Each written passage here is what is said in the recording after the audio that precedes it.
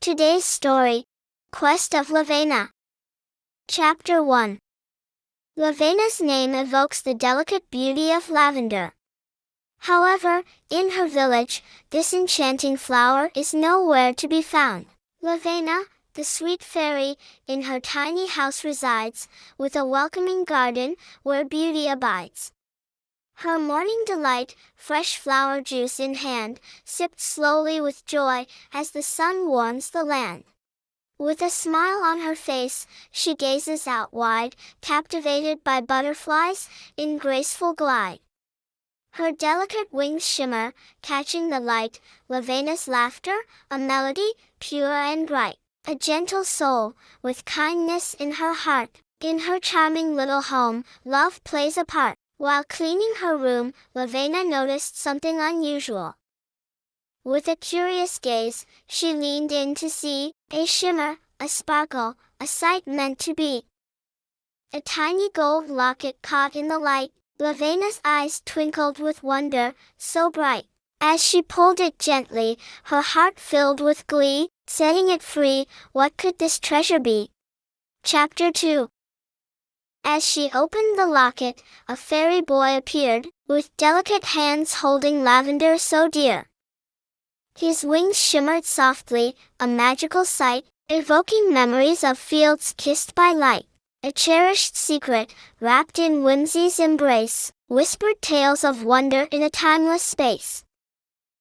Lavena's heart sank at the sight of the dry lavender in the hands of the toy, its once vibrant color now faded and lifeless. Searching the room with a sense of urgency, she soon discovered a worn leather book hidden beneath a layer of dust. Chapter 3. Lavena turned the pages of the book with great joy and found a story. In the village of Lavena, far and wide, lived Prince Haven with love and pride. Through the meadows, fast and free, on his horse, he'd ride with glee. Golden sun and skies so bright, galloping strong from morn to night. One day, Prince Haven entered the next village, where he discovered Princess Natalia's lavender palace. Opposite the palace lay Princess Natalia's breathtaking lavender garden. Prince Haven rode there and admired its beauty from atop his horse, taking in the enchanting sight. The lavender garden was filled with blooming flowers, sweet honey, and buzzing honeybees. Just then, Haven's horse sniffed a lavender flower, and a tiny fly flew straight into its nose. It ran fearlessly, tearing through the garden and leaving destruction in its wake. Hearing the commotion, Princess Natalia rushed from the palace. But as she saw her trampled lavender garden, she gasped and cried, heartbroken over its destruction. Princess Natalia banished the horse that had trampled her beloved garden.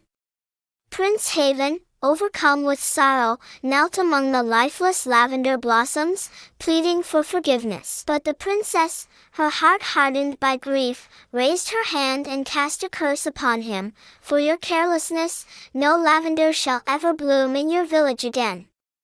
The wind carried her words across the land, sealing his fate. But even after all her cursing, Natalia's anger did not subside. With a flick of her hand, she cast a powerful spell, magically transforming Prince Haven into a tiny boy toy, and placed him in a green locket. Chapter 4.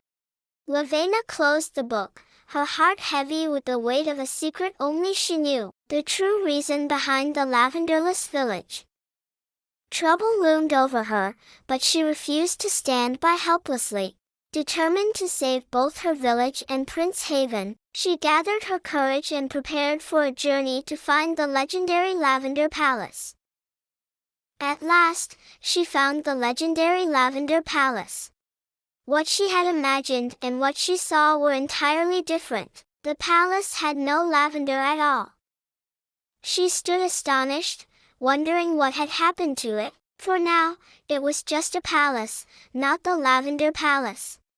Lavena found a princess in great sorrow, sitting in an unkempt garden.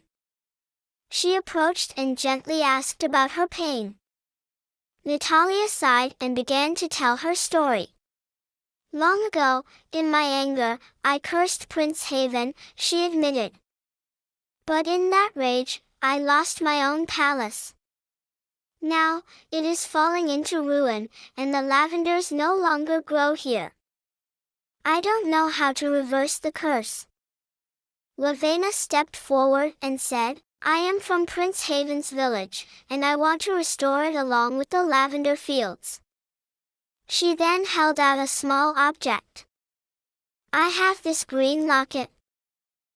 Natalia's eyes widened in shock. This is the green locket I threw away in anger after casting the curse. She clutched it tightly, her voice trembling. But I am helpless. I don't know how to bring everything back. Tears streamed down her face as she sobbed. My palace, my lavenders.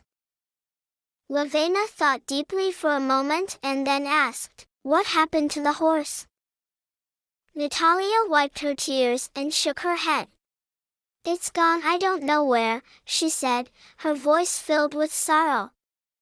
As she cried, her tears fell onto the green locket in her hands. Suddenly, a tiny black horse figurine appeared within the locket. Chapter 5. Unsure of what to do next, Lavena hesitated. Then, guided by instinct, she took the tiny boy toy and carefully placed it atop the black horse figurine in the locket. At that moment, a miracle unfolded. A radiant light surrounded them, and before their astonished eyes, the toy transformed. Prince Haven emerged, no longer a mere toy but a handsome young man. The black horse sprang to life beside him, strong and majestic. As the magic spread, the withered lavender in the prince's hands began to bloom. The lifeless garden awakened, and vibrant lavender fields stretched across the land once more. The palace shimmered, regaining its lost beauty. Princess Natalia watched in awe as the lavender palace was finally restored to its former glory. Lavena told Prince Haven everything that had happened. Filled with gratitude, the prince turned to her and Natalia. Thank you both, he said sincerely, then looked at Natalia with remorse. I'm sorry for everything. Natalia nodded, her eyes softening. I'm sorry too, she said, realizing the pain her anger had caused. As a token of peace, she gifted Lavena a beautiful white horse for her journey home. With that, Prince Haven and Lavena set off toward their village. As they rode away, Natalia raised her hands in blessing. May you be welcomed by endless fields of lavender when you arrive. And just as she said, when they reached their village, the once barren land was now covered in blooming lavender, filling the air with its sweet fragrance. The end.